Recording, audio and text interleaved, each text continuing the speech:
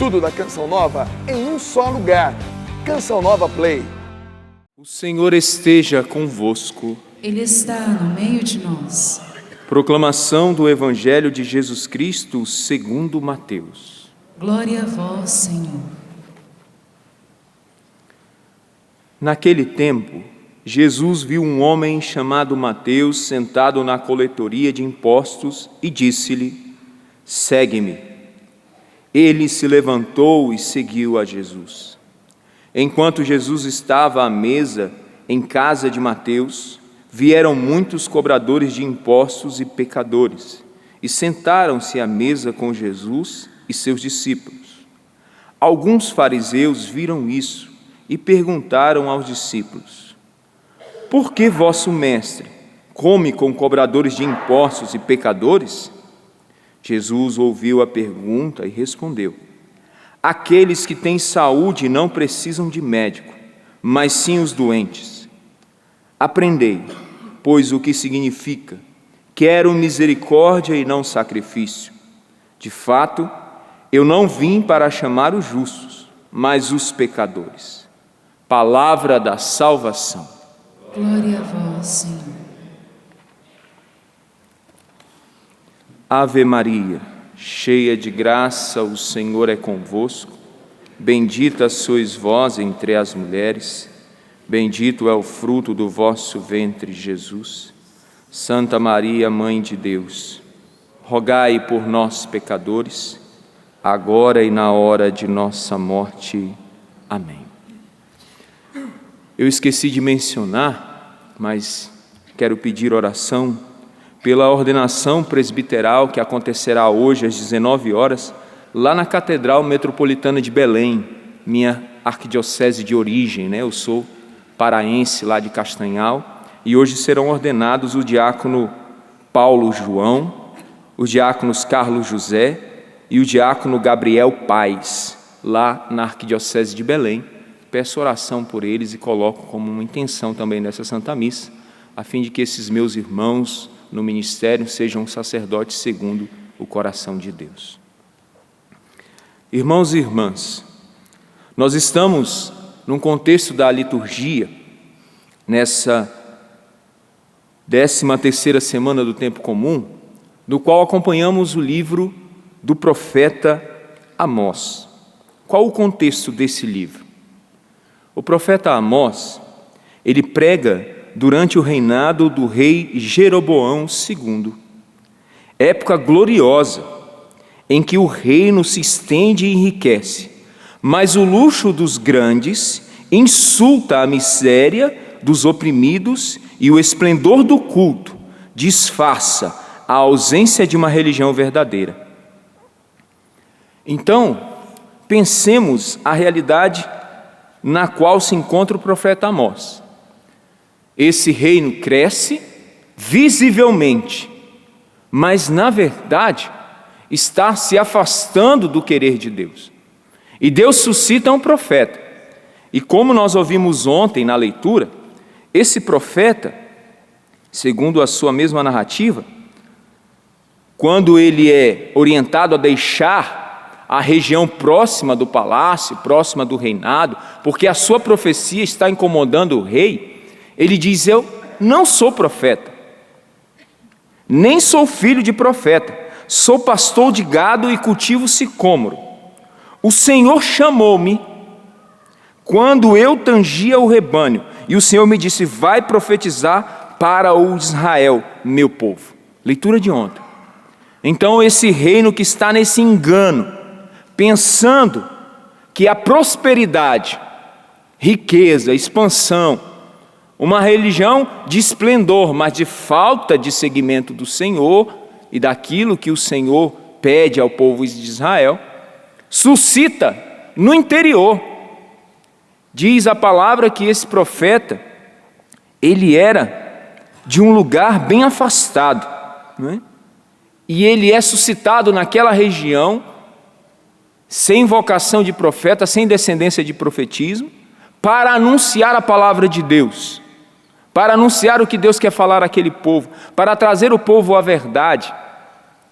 E por que esse profeta é suscitado lá no interior, sem descendência?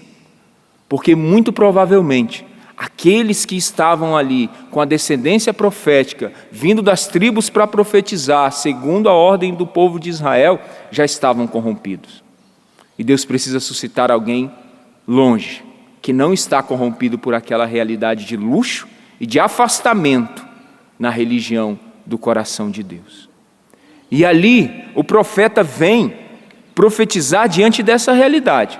Como eu falei para vocês, o reino cresce, expande, enriquece, mas essa riqueza humilha, é uma afronta àqueles que são pobres, àqueles que são desprezados, àqueles que são oprimidos.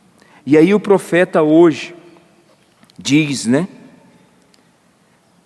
ouve isso, vós que maltratais os humildes e causais a prostração dos pobres. Vocês que dizem, quando passará a lua nova, para vendermos bem a mercadoria? Aí continua lá à frente. Diminuir as medidas, aumentar os pesos e adulterar as balanças? Dominar os pobres com dinheiro? Acontecerá, diz o Senhor Deus, farei com que o sol se ponha ao meio-dia. Mudarei em luto as vossas vestes e em pranto todos os vossos cânticos. O país porá luto como por um filho único. Então é a exortação àqueles que estão usando mal da sua condição financeira ou de poder, para oprimir, para lucrar mais, para fazer com que o pobre, aquele que não tem condições financeiras dignas de subsistência, seja humilhado, seja usado, seja usurpado. E Deus diz que estes que continuam, que enveredarem por esse caminho, que enveredarem por esse caminho de injustiça, por esse caminho de falta de visão evangélica para com o outro, no dia de sua finitude, no dia final, esse grande esplendor, riqueza, posse, poder se transformará em luto, se transformará em tristeza. E esse dia vai chegar para todos, para todos. E nós devemos estar muito atentos a isso. E aí, nós podemos, fazer uma comparação com a nossa realidade de hoje. Em nossa realidade hoje, como é que eu estou diante de Deus? Com aquilo que tem, com as posses que tem, com a diferença social, com a dificuldade do pobre, com aquele que sofre. Como eu estou? Como eu estou administrando o que tem?